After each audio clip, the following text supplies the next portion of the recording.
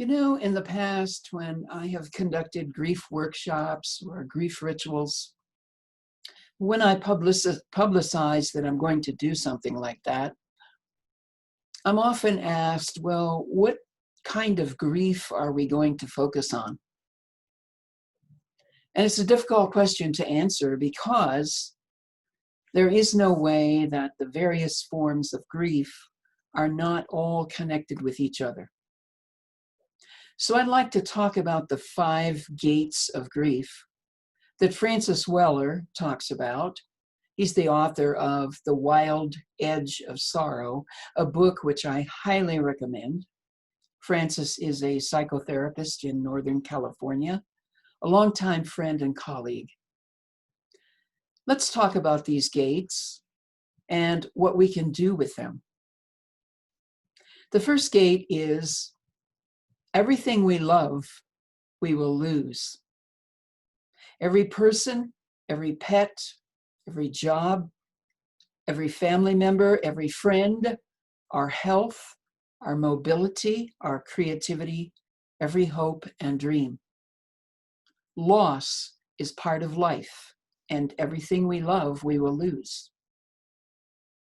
The second gate of grief is the places in ourselves, in our lives, that have not known love.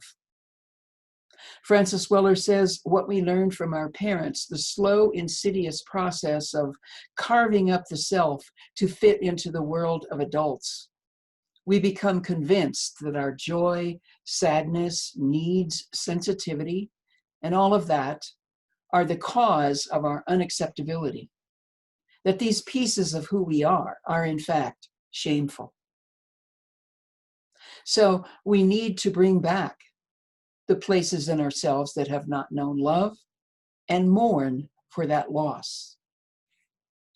The third grade of grief is the sorrows of the world with which we are all now only too familiar these days. This dying planet, people suffering from or who have lost loved ones to the pandemic, people suffering from the oppression and murder of their race, of themselves because they're from a particular country or particular ethnic group.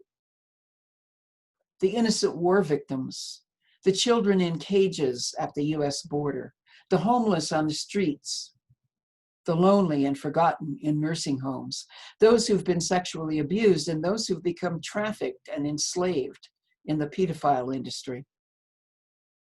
Whether we're consciously aware of this suffering on a daily basis or not, it's wearing on us constantly. Or as the late Leonard Cohen writes, everybody knows. We're all exhausted from this suffering, but grieving it helps us not to be so exhausted and to have more energy for making a difference in the world and just living our lives. The fourth gate of grief is the gate that we call what we expected but did not receive. Francis Weller writes, there's another gate to grief, one difficult to identify, yet it is very present in each of our lives. This threshold into sorrow calls forward the things that we may not even realize we have lost. I've written elsewhere, he says, about the expectations coded into our physical and psychic lives. When we are born, and as we pass through childhood, adolescence, and the stages of adulthood, we are designed to anticipate a certain quality of welcome, engagement, touch, and reflection. How do we even know that we miss these experiences? I don't know how to answer that question, he says. What I do know is that when these things are finally granted to us, a wave of recognition rises that we have lived without this love, this acknowledgement, and the support of this village in our lives. And this realization calls forth grief. And finally, the fifth gate of grief, ancestral grief. Francis Weller says this is the grief we carry in our bodies from sorrows experienced by our ancestors. Much of this grief lingers in a layer of silence, unacknowledged. Many of our ancestors arrived in the Americas after leaving their homes, their family members and communities behind. Some arrived here after being abducted and forced into slavery.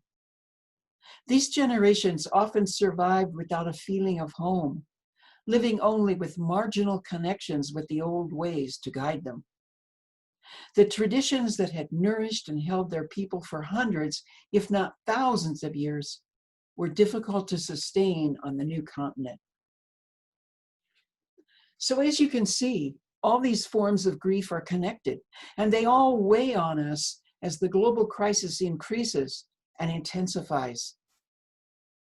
This week, I've been particularly moved and inspired by both planned and spontaneous rituals in the streets of Minneapolis as people mourn the death of George Floyd.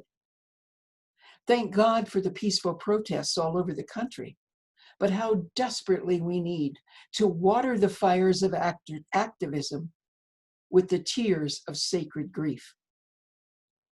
It takes tremendous energy to repress our grief and keep it in check.